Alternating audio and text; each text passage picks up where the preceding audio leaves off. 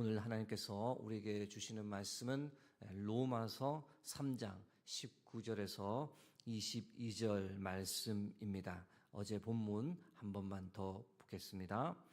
로마서 3장 19절에서 22절 말씀 교독하겠습니다. 우리가 알거니와 무릇 율법이 말하는 바는 율법 아래에 있는 자들에게 말하는 것이니 이는 모든 입을 막고 온 세상으로 하나님의 심판 아래에 있게 하려 함이라. 그러므로 율법의 행위로 그의 앞에 의롭다 하심을 얻을 육체가 없나니 율법으로는 죄를 깨달음이니라. 이제는 율법 외에 하나님의 한 의가 나타났으니 율법과 선지자들에게 증거를 받은 것이라. 곧 예수 그리스도를 믿음으로 말미암아 모든 믿는 자에게 미치는 하나님의 의니 차별이 없느니라. 아멘. 네, 어제에 이어 하나님의 의란 무엇인가 라는 지하에 오늘은 본문을 한 구절 한 구절 읽으면서 살펴보겠습니다. 3장 19절 말씀 다시 한번 읽어보겠습니다. 우리가 알거니와 무릇 율법이 말하는 바는 율법 아래에 있는 자들에게 말하는 것이니 이는 모든 입을 막고 온 세상으로 하나님의 심판 아래에 있게 하려 함이라. 이 구절에서 이제 사도 바울이 특별히 인간에 관해 최종 결론을 내리고 있는데 어떻게 내리느냐? 인간은 언젠가 하나님의 심판대 앞에 서게 되는데 그때 인간은 하나님 앞에서 아무 말도 못한 채 서 있게 될 것이다. 이렇게 이제 참담한 결론을 내리고 있는 거죠. 그 이유가 무엇이냐? 바로 이어지는 20절 초반부에 언급되고 있는데 로마서 3장 20절 전반부 한번 합독하겠습니다. 그러므로 율법의 행위로 그의 앞에 의롭다 하심을 얻을 육체가 없나니. 하나님 앞에서 아무 말도 못하고 서 있는 이유는 저는 율법을 지키지 못했습니다. 들을 말씀이 없습니다. 이제 이런 존재가 우리 인간이라는 거죠. 여기서 이제 반문을 하나 하게 되는데 왜 우리가 이렇게 온전히 지킬 수도 없는 율법을 하나님께서 주신 것일까? 하나님께서 율법을 주신 이유가 무엇일까? 그게 이제 3장 20절 후반부에 하나의 이유가 언급되어 있죠. 율법으로는 죄를 깨달음이니라. 어제 나누었던 이야기입니다. 조금 더 첨가하면 여기서 말하는 율법이란 협의적 의미로는 모세오경을 가리킵니다. 모세오경에는 총 613개의 이 법조문이 있습니다. 부연 설명을 드리자면 모세오경 안에 무엇을 해라, 무엇을 하지 말라라고 명령조로 표현되어 있는 것을 하나하나 다 세어보면 613개가 나옵니다. 무엇을 해라라고 하는 긍정적인 표현이 248개, 하지 말라라고 하는 부정적 표현이 365개가 있는 거죠. 이 모세오경에 있는 율법을 사람이 읽다가 보면 어떤 생각, 어떤 결론에 도달하느냐? 와, 나는 여기에 있는 기록된 명령 중에서 정말 많은 걸 지키지 못했구나. 나는 하나님께서 원하시는 수준에는 결코 도달할 수 없는 존재구나. 나는 죄인이구나. 이 결론에 반드시 도달하게 된다라는 것이 사도 바울의 주장입니다. 거울 비유를 생각하면 쉽게 이해가 되는데요. 얼굴이 더러운 사람이 있는데 자신의 얼굴이 얼마나 더러운지 모르는 거죠. 그런데 거울을 보는 순간 그때 자신의 얼굴이 얼마나 지저분한지를 발견하게 되는데 율법을 통해 내가 죄인이다라고 하는 것을 깨닫는 것은 마치 거울을 보는 것과 유사하다는 겁니다. 율법을 보기 전에는 그래도 난 괜찮은 사람이야, 나 정도면 훌륭해 라고 생각을 했는데 율법을 보는 순간 하나님께서 원하시는 거룩의 수준이 어느 정도인지를 아는 순간에 너무 절망하고 좌절에 빠지게 되는 거죠. 난 너무도 추악한 존재이구나. 나 같은 사람은 결코 하나님께 용서를 받지 못할 거야. 이 결론에 도달하게 된다. 사도 바울이 말하고 있습니다. 바로 이어지는 3장 21절 말씀 함께 읽어보겠습니다. 3장 21절 말씀. 이제는 율법 외에 하나님의 한 의가 나타났으니 율법과 선지자들에게 증거를 받은 것이라. 아멘. 이 구절이 참 중요합니다. 이 구절이 이 대반전이 일어나는 구절이라 참 중요한데, 근데 이제 이 대반전이 잘 보이지는 않는 것이 좀 아쉽습니다. 해석하는 과정에서 헬라어 이 원문을 보면 그러나라고 이 대반전을 보여주는 분명한 부사구가 있는데 그게 번역에는 빠지면서 좀 아쉽게 된 겁니다. 맨 앞에 있는 이제는이라고 하는 말 앞에 그러나라고 하는 이 접속 부사가 있습니다. 그러나 이제는이라고 하면서 앞에 3장 20절까지의 이 좌절, 절망스러운 분위기를 바꾸어 버리는 표현이 등장합니다. 앞에서는 참 비참한 존재라는 거죠. 인간이 하나님을 찾지도 않고 선을 행하지도 않고 하나님을 두려워하지도 않고 율법의 말씀은 지키지 않는 정말 대책 없는 죄인이다. 죽을 수밖에 없는 존재다라고 고발하다가 3장 21절부터 그러나 이제는 하고 하나님의 은혜의 선포가 시작되는 겁니다. 그러나 이제는 우리는 죽을 수밖에 없는 죄인임에도 불구하고 하나님께서 우리를 완전히 버리시지는 않았다.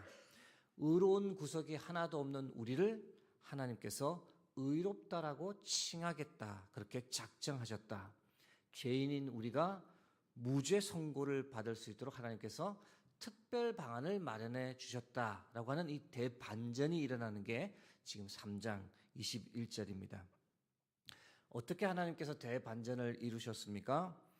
하나님께서 친히 우리의 죄악을 담당하기로 결정하신 거죠.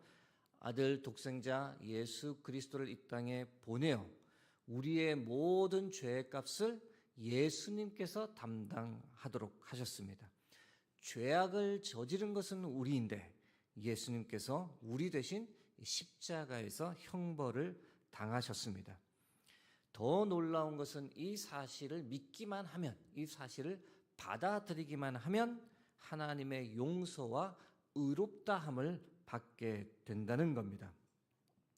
믿지 않는 세상 사람들은 이것이 너무 쉬운 방법 아니냐, 말도 안 되는 방법 아니냐.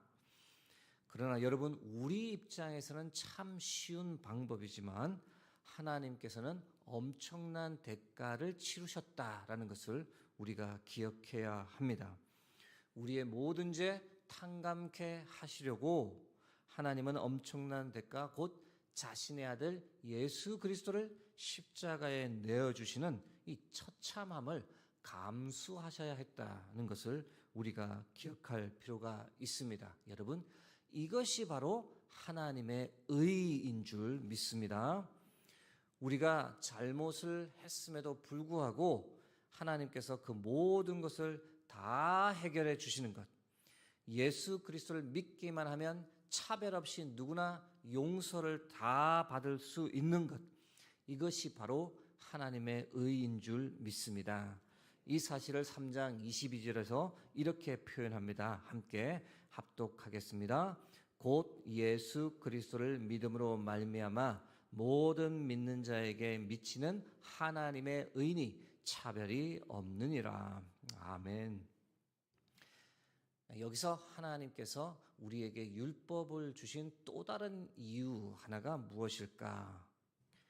방금 전에는 율법을 주신 이유가 죄가 무엇인지 깨닫게 하려고라고 말씀을 드렸는데 또 다른 이유가 있습니다. 그것이 무엇이냐?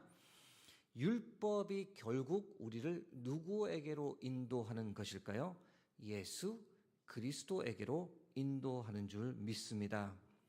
율법을 봅니다. 사람이 절망에 빠집니다. 나는 죄인이구나. 용서받을 수 없는 존재구나. 죽을 수밖에 없는 존재구나. 이 절망에 깊이 빠지게 되면 결국 누구를 찾게 되고 누구를 만나게 될까요? 바로 유일한 길이요 진리요 생명이신 예수 그리스도를 찾고 예수 그리스도를 만나게 된다는 겁니다. 이런 율법의 역할을 갈라디아서 4장 24절이 잘 설명합니다. 함께 읽어보겠습니다. 이같이 율법이 우리를 그리스도께로 인도하는 초등교사가 되어 우리로 하여금 믿음으로 말미암아 의롭다함을 얻게 하려 함이라. 아멘. 율법을 보고 절망에 빠진 인간이 결국 누구에게 오게 되느냐? 예수 그리스도에게로 오게 된다는 겁니다. 이 시간 오늘 본문을 우리에게 전해준 이 사도 바울을 한번 생각해 보기 원합니다. 사도 바울은 하나님의 의가 무엇인지를 이 온몸으로 체득한 사람이었는데 배워서 이론으로 하는 것이 아니라 진짜 온몸으로 하나님의 의가 무엇인지를 경험한 사람이죠. 예수님을 만나기 전에는 바울이 어떻게 했느냐? 하나님의 의를 부인하며 살았습니다. 바리새인 중에 바리새인이었고 율법의 행위로 의롭다함을 받을 수 있다라고 믿었던 사람이고, 그리고 누구보다도 율법을 지키는 일에 열심을 다했고 스스로는 율법으로는 흠이 없는 삶을 살고 있다, 이렇게 자부하기도 했습니다. 그런데 그런 자신의 모습을 나중에 돌아보니 어떤 것이었다라고 설명합니까? 로마서 10장 3절에 이렇게 기록되어 있습니다. 하나님의 의를 모르고 자기 의를 세우려고 힘써 하나님의 의에 복종하지 아니하였느니라. 예수님의 모습을 거부하는 이 유대인들의 상태를 지적하는 말씀인데, 이 바울이 예수님을 만나기 전의 모습을 그대로 반영하는 겁니다. 자기의 율법으로도 의롭다함을 받을 수 있다라고 착각하고 사는 자기의, 그것을 믿으며 살았다는 겁니다. 그러나 여러분께서 아시는 대로 예수님을 만난 후 바울은 이 하나님의 의를 받아들이게 됩니다. 다메섹 도상에서 부활하신 예수 그리스도를 만납니다. 사울아 사울아 어찌하여 내가 나를 핍박하느냐. 이 예수 그리스도의 음성을 들은 후 바울이 하나님의 의가 도대체 무엇인가 심각한 고민에 빠지게 된 거죠. 어찌 십자가에서 죽은 이가 나의 이름을 부를 수 있는가? 그리스도인들이 말하는 예수 그리스도가 실제로 부활한 것인가? 그렇다면 이 예수는 누구인가? 이 질문에 대한 해답을 찾기 위해 아라비아에서 3년, 그리고 이어서 고향 다소에서 총 14년간의 시간을 보내며 하나님의 의가 도대체 무엇인가? 조금씩 그 답을 찾기 시작했던 겁니다. 율법을 행함으로 하나님의 의를 이룰 수 있다라고 믿었던 자신의 생각이 틀렸고, 율법으로는 결코 하나님의 의를 이룰 수 없다라고 고백하기까지 이르는 거죠. 대신 하나님께서는 이미 창세전부터 율법과 선지자를 통해 예비하신 다른 하나님의 의가 나타났는데, 그것이 바로 예수 그리스도다라고 선포하기 시작한 겁니다. 우리 안에 의로운 것이 하나도 없음에도 불구하고 우리를 무조건적으로 자녀 삼아 주시는 것이 하나님의 의인 줄 믿습니다. 구원받을 만한 어떤 가치가 없음에도 불구하고 하나님께서 일방적으로 우리를 사랑하고 구원해 주신 것이 하나님의 의인 줄 믿습니다. 오직 예수 그리스도 그 이름만을 통해서만 이루어질 수 있는 것이 하나님의 의인 줄 믿습니다. 바울은 자신의 전 생애를 통해 하나님의 의를 머리로가 아니라 이론으로가 아니라 온몸으로 체득하며 그 은혜를 누렸던 사람임을 보게 됩니다. 사랑하는 성도 여러분, 사도 바울이 온몸으로 경험한 그 하나님의 의 예수 그리스도를 우리도 동일하게 온몸으로 체득하며 살아가는 은혜, 그 은혜를 오늘 하루도 온전히 누리시길 주의 이름으로 축복합니다. 값없이 의롭다 하심을 받고 받은 은혜 자랑하고 감사하고 선포하며 살아가는 복된 하루가 되시길 주의 이름으로 간절히 축복합니다. 기도하겠습니다. 오늘도 귀한 생명의 말씀 듣게 하시니 감사합니다. 말씀 붙잡고 주신 은혜, 주신 하나님의 의를 감사하고 자랑하고 선포하며 사는 복된 하루 되게 도와주옵소서. 흩어져 있는 모든 수유동교회 성도님들의 삶과 가정과 사업장 오늘도 하나님의 은혜로 붙잡아 주시기를 간구합니다.